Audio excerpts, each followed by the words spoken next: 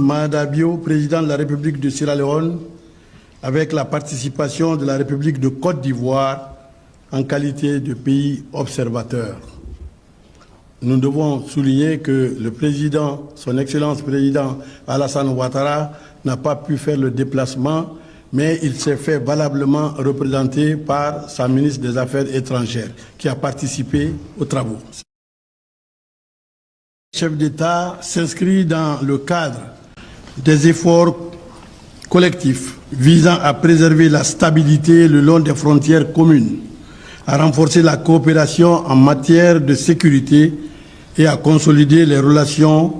de fraternité et de bon voisinage entre les trois pays. Les trois présidents ont examiné la situation sécuritaire à leurs frontières respectives,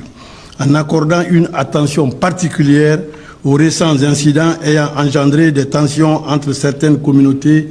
frontalières. Ils ont exprimé leurs préoccupations face à la prolifération des crises et des conflits à l'échelle mondiale, dont les répercussions économiques, sécuritaires et humanitaires affectent particulièrement les pays en développement. C'est pourquoi ils ont réaffirmé leur engagement indéfectible envers les principes de souveraineté, d'inviolabilité des frontières, d'intégrité territoriale, d'indépendance politique, de bon voisinage et de fraternité, lesquels constituent le socle des relations d'amitié et de coopération entre les trois nations. À cet effet, ils ont appelé au retour du statu quo de coexistence pacifique entre les communautés frontalières. Les partis se sont engagés en faveur de la paix, de la sécurité, de la stabilité et du développement au sein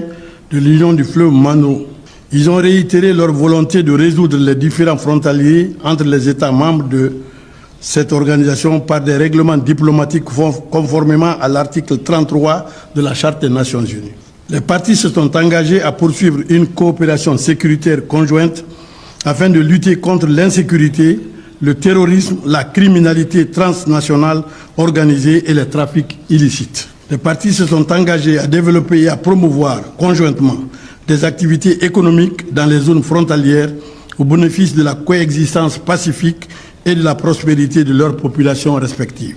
Les partis ont encouragé la poursuite des initiatives de coopération économique et d'intégration régionale, notamment dans les domaines du commerce, des infrastructures, de l'énergie, de l'environnement ainsi que de la libre circulation des personnes et des biens et services. Les partis ont décidé de renforcer la collaboration entre leurs services de défense et de sécurité, et ceci par l'intensification des patrouilles et des opérations frontalières conjointes, l'échange régulier de renseignements et d'informations sécuritaires, l'établissement de